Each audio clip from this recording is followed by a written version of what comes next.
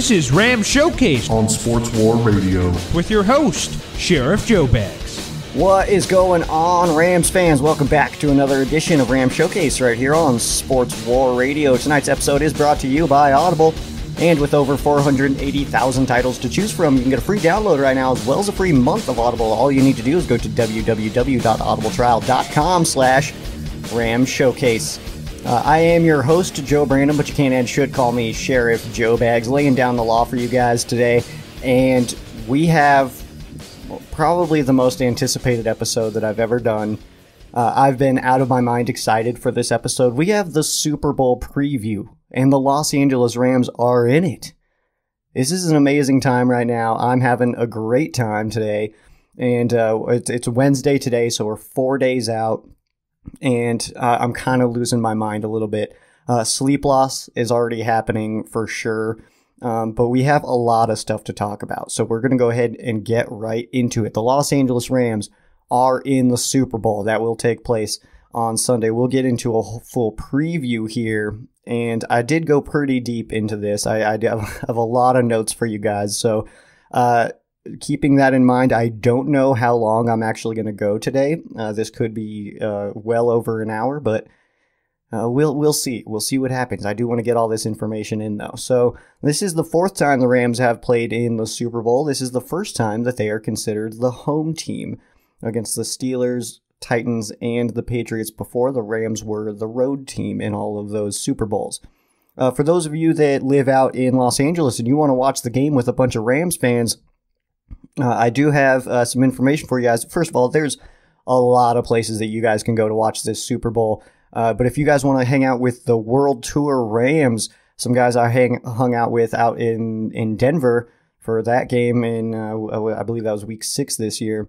Awesome guys, and their party for the NFC Championship game was absolutely insane. It was on TV and stuff, good stuff. So they will be at the El Tejano, I'm sure I butchered that, in North Hollywood. That is 11122 West Magnolia Boulevard. The doors are open to the public at 11 a.m. So you guys can go watch with a bunch of really hardcore, really awesome Rams fans. This is something that is kind of interesting. I've noticed there's a lot of Madden sims of the Super Bowl, and that's to be expected. I don't think that anybody's too surprised by that. We see a lot of them. Some of them go the Patriots way, some of them go the Rams way. That's fine. Me personally, I'm not really a fan of the Madden sims because I don't think that Madden is a very good football game. That's just my personal opinion, but I know it's a very popular game. There is, however, a Tecmo Bowl sim of this game, and it absolutely delivers. It's one of the most exciting Tecmo Bowl sims I've ever watched in my life. I'm not even going to give away the ending. In the YouTube video, I will post a link to it because it's awesome. It's like 18 minutes long. And like I said, it absolutely delivers. I was like sitting there in my room watching this by myself, and I was kind of losing my mind a little bit. It was very exciting stuff. Very exciting. So let's talk about this Super Bowl. We got the New England Patriots at the Los Angeles Rams for Super Bowl 53. This game kicks off at 3:30 LA time on CBS. We got Jim Nantz and Tony Romo on the call, so going to be some interesting stuff there. The Patriots are favored by 2.5. Last I saw, the over-under for you bettors was at 58 points. So I don't know if you guys want to go over on that one or if you guys think it's going to be a defensive battle. But the road records for both teams, the reason I'm doing road records for both teams is because neither of these teams play in Atlanta regularly. So the Rams 6-2 in the regular season, 7-2 if you include the playoffs, and the New England Patriots 3-5 on the road this year. Let's take a look at the matchup. These are regular season numbers. The New England Patriots offense versus the Rams defense. New England's offense ranked 5th in total yards. Rams defense 19th. Passing the football 8th for the Patriots offense and 14th for the Rams defense. Running the ball 5th for the Patriots on offense and 23rd for the Rams defense against the run. So points scored, 23.7 for the Patriots. That ranks 4th. And then the Rams giving up 24. That ranked 20th. Again, these are regular season numbers. This is the Rams offense versus the Patriots defense. In total yards, the Rams were 2nd. The Patriots defense 21st.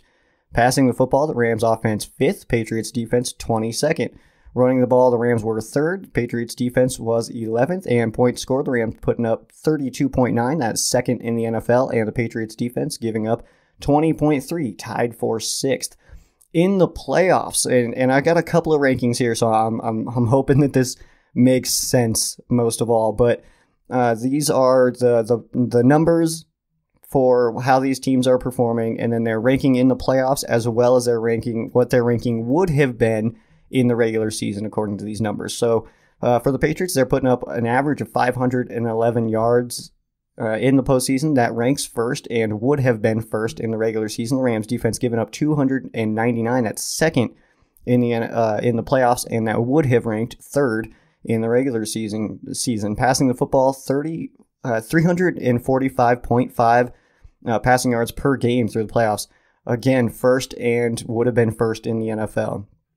The Rams giving up 250 yards per game through the air on defense. That ranked 7th in postseason, and that would have ranked 23rd in the regular season. Running the football 165.5 yards on the ground for the Patriots. That ranks 2nd, and it would have ranked 1st if this was the regular season. And the Rams defense giving up 49 rushing yards per game. That's actually 3rd in the postseason, but would have ranked 1st in the regular season. We go to the other side of the football, the Rams offense versus the Patriots defense. Rams offense putting up 418.5. That is 2nd. It would have ranked 3rd in the regular season. Patriots defense giving up 312. That's 4th. Would have ranked 6th in the regular season. Passing the football, 243.5 yards for the Rams. That ranked 5th in the postseason. 5th would have been 15th in the regular season. The Patriots defense giving up 282.5, 11th for the postseason rankings, and would have ranked 32 in the regular season. And running the ball 175 yards on average for the Rams, 1st, and would have ranked 1st. And the Patriots defense giving up only 30 yards per game on the ground. That obviously is 1st in the postseason and definitely would have ranked 1st in the regular season. Some matchups that I have for you guys, the 3-2C. This is Julian Edelman and Gronkowski inside versus Nickel Roby-Coleman, the Rams linebackers and safeties. I think it's going to be a team effort on covering Gronk. I don't think that any one guy can really match up with Gronk on the Rams defense. But I'm excited to see what Nickel Roby-Coleman can do against Edelman in the middle. Nickel Roby-Coleman is one of the top nickel corners in the NFL, and obviously Julian Edelman can definitely get it done. So that's going to be a fun matchup to watch for sure, and the Patriots love that short passing game, so the Rams are really going to need to be on top of that. Stephon Gilmore versus Brandon Cooks. These two know each other really well. Gilmore obviously went against Cooks a lot during the Patriots practices just last year, and there's no telling really who has the edge in this. I've seen some people say, well, the Patriots coaching staff, they have the edge because they were going against Brandon Cooks, every day in practice, and so were the players. But kind of how I see it is Brandon Cooks was going against those players too. They each will know each other's weaknesses and strengths, so that's going to be a fun one to watch as well. And then I have the run game on both sides. Both teams boast a high-powered rushing attack with two players who can get it done on each team. The Rams and Patriots both have had success on the ground, but have also been stout against the run on the defensive side of the football. Combined, the Rams and Patriots are only giving up 79 yards per game on the ground throughout the playoffs. And so which team will break first? If neither team breaks, which quarterback will be able to convert those short yardage situations? So we already know how talented that Tom Brady is and how smart he is when it comes to making a decision and just pulling the trigger and going. What we're going to need to see out of Jared Goff is that same exact thing, making a decision and going for it. Something that we saw in the NFC Championship game, especially late in the game, and into overtime. We saw that a lot too. Some news and notes for you guys. The Rams are expected to work on an extension for head coach Sean McVay this offseason, despite only being 2 seasons into a 5-year deal. And I don't think any Rams fans are upset about this. Unless McVay he just crumbles over the next 3 years, then I don't see any Rams fans being too upset that Sean McVay is expected to be around a little bit longer. Now, the Rams roster only has 4 players who have been to a Super Bowl, 5 games total in experience. The Patriots have 38 players who have been to a Super Bowl and 27 who have actually won a Super Bowl. Tom Brady has 8 Super Bowls himself to the Rams' entire roster, having 5 Super Bowl appearances total. So notable Rams playing in their first Super Bowl. I left out all the Rams players because the last time the Rams went to the Super Bowl, we don't have any of those players anymore. So Ndamukong Suh, Andrew Whitworth, and John Sullivan. It's hard not to be excited for these guys who've performed at a high level for a decent amount of time in this league and finally getting their chance to go to the Super Bowl. Now, the guys who have been to the Super Bowl, we got Aqib Talib, the 2015 season against the Panthers, had 5 tackles and 2 passes defended. Sam Shields, the 2010 season against the Steelers, had 2 solo tackles. C.J. Anderson's been to 2 Super Bowls, the 2015 season and 13 season. The game against the Panthers, Super Bowl 50, had 23 carries for 90 yards, 1 touchdown, and 4 receptions for 10 yards. And then against the Seahawks, had 2 carries for 9 yards and 1 catch for 14. Brandon Cooks has also been to the Super Bowl just last year, 2017 season. He had 1 reception for 23 yards, 1 rush for 1 yard. And it is worth noting that Brandon Cooks did get injured in that Super Bowl, so that definitely hurt his numbers. Tom Brady has a difficult time against interior pass rushers, which is exactly what the Rams have. And this is something that I've talked about on some of the shows that I've been on this week, is that the Chiefs and the Chargers both have strong outside rushers. Tom Brady doesn't really get too affected by that. Interior rushers is where he's really got his trouble. And against outside pressure, he has 118.7 QBR. And against inside pressure, just a 63.1 QBR. So I'm looking at Aaron Donald and Ndamukong Suh going against a really strong Patriots offensive line to be able to rattle Tom Brady a little bit, which is a difficult task. History will be made. If the Rams win, McVay will be the youngest coach to win the Super Bowl. If the Patriots win, Belichick will be the oldest coach to ever win a Super Bowl. The Patriots are 3-1 all time in the Super Bowl when wearing their white jerseys, which is what they are wearing in this one. This is only the second game the Rams are listed as underdogs this entire season. They've been favored every single game this season except for 2, which will be the Super Bowl and then the NFC Championship game that they absolutely pulled out to win, obviously, because we're in the Super Bowl. Patriots are 16-1 all time in the playoffs against teams they did not play against in the regular season, which does include this year's Los Angeles Rams. Of course, the record does not reflect that.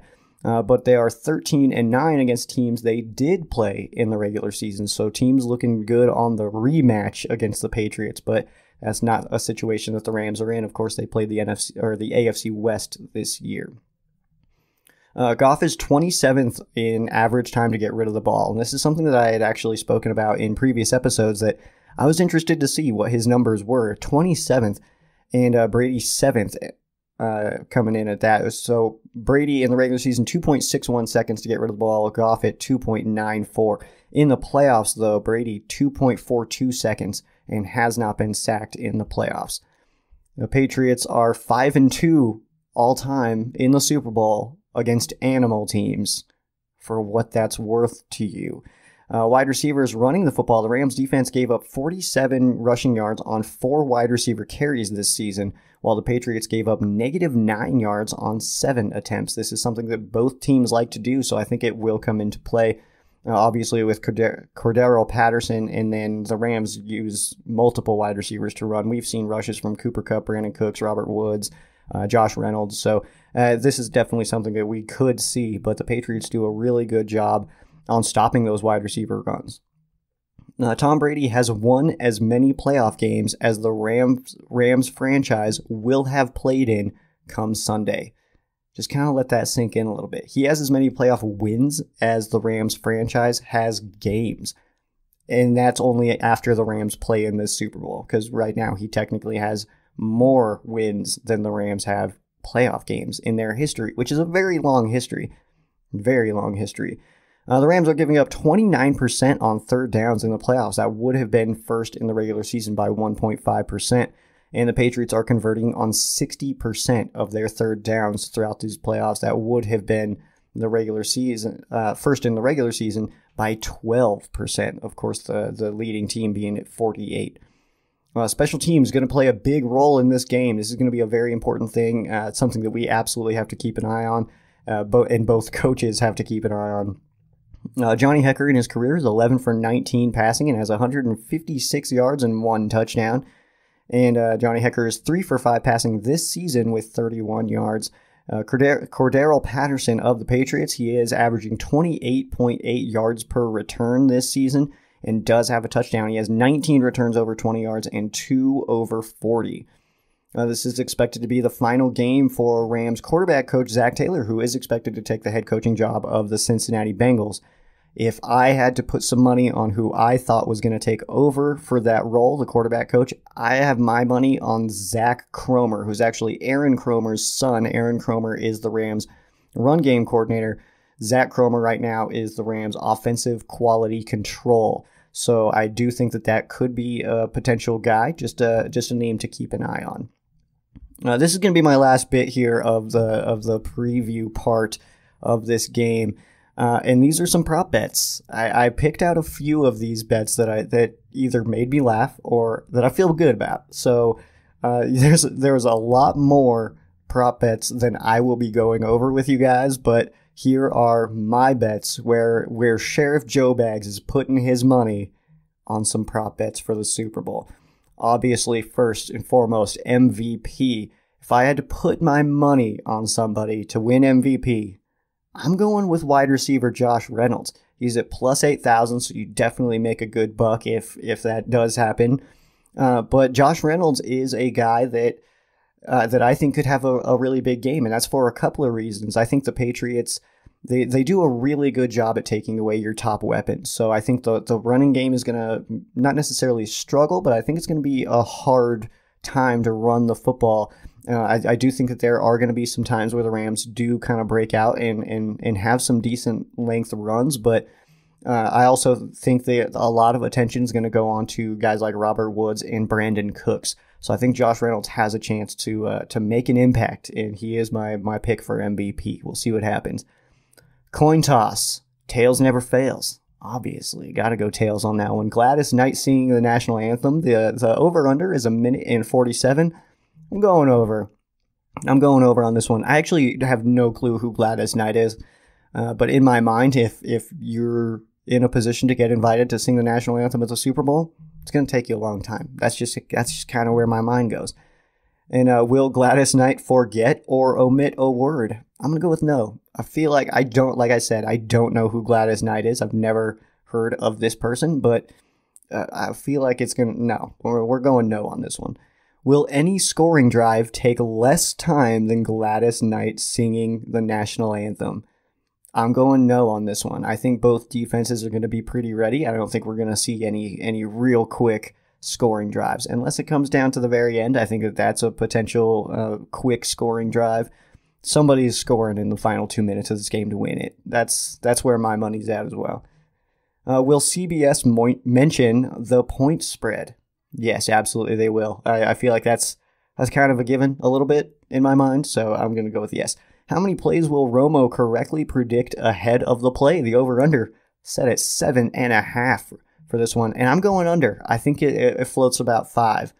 I think 5 times that Romo will correctly predict. And the reason that I'm picking this is because both of these teams are in a position right now where we're going to see some things on both sides of the ball from both teams that we have never seen from these teams. We're going to see some plays from Sean McVay that we've never seen in a game, that he's never called, even back in his time with Washington. So for that reason, I think that Romo doesn't nail it all the time for this one. How many times will Ted Rath be mentioned during the broadcast? The over-under set at 3.5, which I was a little surprised. I think it's a little high. I'm going to go with 1. I'm going to go with they mention him 1 time in the broadcast, and that's only when the camera's on him real quick. After that, I don't think we'll hear about him. How many times will the broadcast mention Sean McVay's age? The over-under is 1.5. It's obviously going to be over. There is minimum 2 that they're going to mention his age. It's going to be at the beginning, and then there's going to be somewhere in like the fourth quarter they're going to mention his age. What color liquid will be poured over the winning coach? I always put money on this every year, and I'm going with yellow again. I always do. It's a pretty safe bet. It is the worst odds. You don't win as much if this is the case, but I'm going yellow again. Who will win? Who will Super Bowl MVP mention first in his speech? And my pick is the city. I'm gonna say that whoever wins MVP is gonna thank the city of Los Angeles, which I think was gonna go over very well. And then team, and then family, and then God, I think, is how I had it in my brain. I didn't write all that down, but I'm pretty sure. I'm going city first, though, for sure. Will Billy McFarland get caught selling fake Super Bowl tickets?